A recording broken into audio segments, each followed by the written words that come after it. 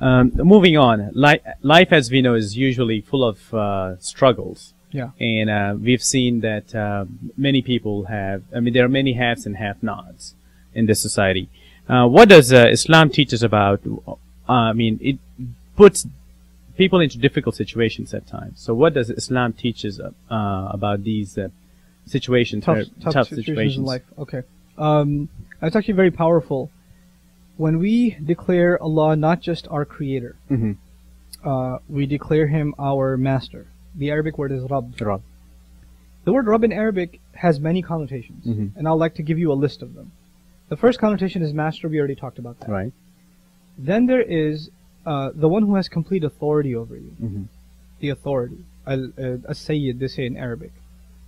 Then he's the one who has complete ownership over you as well. And this is important just in brief, because it's possible for you to own something but not have complete authority over it. Like your car. You own it, but you can't make any modifications you want. There are requirements by the state or whatever else, right? Or you can't drive it however fast you want, and you still have to get insurance or inspections and all of that stuff. So you have ownership but not authority. But a master is one who has ownership and has authority. Together at the same time. Okay. Additionally, it's wal mun'im, the grantor of gifts. Now this is important. A master, when he gives something to his slave, it's not considered compensation. An employer when he gives to the employee, it's my paycheck. Right. I deserve it, and if I don't get it, I have a right to complain. But when the master gives to the slave, then that is considered actually a gift. A gift. So my creed as a Muslim is that whatever I have in this life is a gift. And whatever I don't have, or whatever is taken away from me, wasn't mine to begin with. Now the thing between a gift and compensation, or paycheck, is a gift is something you don't deserve. So if you don't get it, you can't complain, because it wasn't something you were worthy of to begin with. It's given in addition to what you are owed. If it's owed to you, it's not a gift. It's compensation. It's a compensation. Right?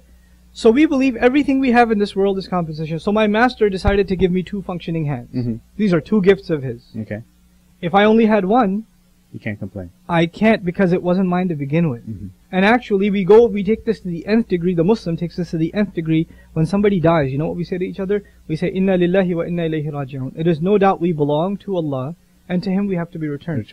What am I going to speak about my hand for, or my clothes, or my health, or my children, my family, my car, my house, my job, when I myself am the property of Allah? I myself belong to Him. So whatever is taken away from me wasn't mine to begin with. And my teacher, the psychology of this is very powerful. My teacher explained it to me in this way. Human beings, you know, when their faith is weak in the master, really being master, right? What happens is, it's kind of like the parent and the child, right? The parent says to the child, the parent's about to eat some ice cream. And the child says, Dad, can I have some? Little kid, can I have some? And Dad says, no, you can't have it. Can I have some? Okay, you can only have 2 bites. Hold on to this for a second. Just have 2 bites and give it back to me. The child takes it, takes 2 bites, 2 licks. The parent says, can I have it back? What does the child say? No. Mine. This is mine. You forget. Now, the Lord gives, He gives, He gives, He gives. And then He takes away. And when He takes away, what do people start complaining? This was mine. This was mine. But the Muslim has to internalize, as the fundamental part of his creed, it's not his to begin with. So whenever problems happen, and if you keep that at the forefront of your mind, the Quran says, لِكَيْ لَا تَأْسَوْا عَلَى مَا فَاتَكُمْ وَلَا تَفْرَحُوا بِمَا آتَاكُمْ. So you may not grieve over things you lose, and you may not become overjoyed over things you gain, because you know all of these are a gift, and all of these gifts are temporary, because you yourself are temporary. You belong to Allah as well. Are you satisfied with letting others misrepresent Islam? No, we must do something. Support 877 Why Islam project. They have put billboards in over 40 cities, hundreds of subway and bus ads.